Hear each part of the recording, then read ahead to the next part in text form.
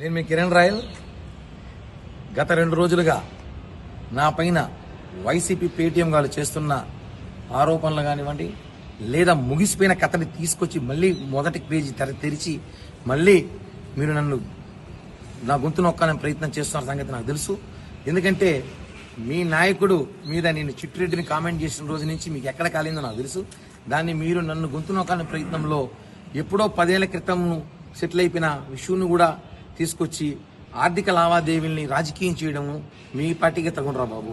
ఎందుకంటే ఆర్థిక లావాదేవీలు ప్రపంచంలో అందరూ చేస్తారు. ఆర్థిక లావాదేవీల్ని తీసుకొచ్చి భూతద్దంలో చూపించి నేరంగా పరిగణించి దాన్ని సోషల్ మీడియాలో చేస్తున్న సంగతి అందరికీ తెలుసు. దీని మీద ఇప్పుడు అడిషనల్ స్పీకర్ కలిసి ఎవరైతే బాధితులు ఉన్నారో మా మీద కంప్లైంట్ ఇచ్చారో వాళ్ళ కుటుంబ సభ్యులు ఫోన్ కాల్స్ డేటా అంతా కూడా తీయమని చెప్పి అడిగాం. అలాగే కోర్టులో కూడా రెడ్ పిటిషన్ అయిపోతున్నాం. వాళ్ళు గత 4-5 రోజులుగా ఎవరితో టచ్లో ఉన్నారు, ఎవరెవరితో మాట్లాడుతున్నారు, ఎవరెవరితో డీల్ చేయాలి అన్ని కూడా మాకు డేటా ఉంది. అఫీషియల్గా వెళ్తున్నాం. వైసీపీ నాయకులతో టచ్లో ఉన్న సంగతి తెలుసు, ఎక్కడెక్కడ కలిసారో తెలుసు. ఇవన్నీ కూడా మేము కూడా మా సోషల్ మీడియా ద్వారా మీకు ఇవ్వబోతాము.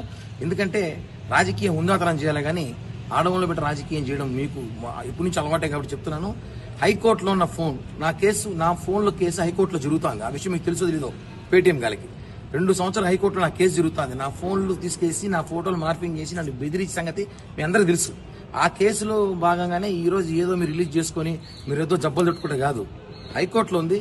ఎవరెవరైతే సోషల్ మీడియా, ఇన్స్టాగ్రామ్, ట్విట్టర్ ఎవరైతే నా మీద పెడుతున్నారో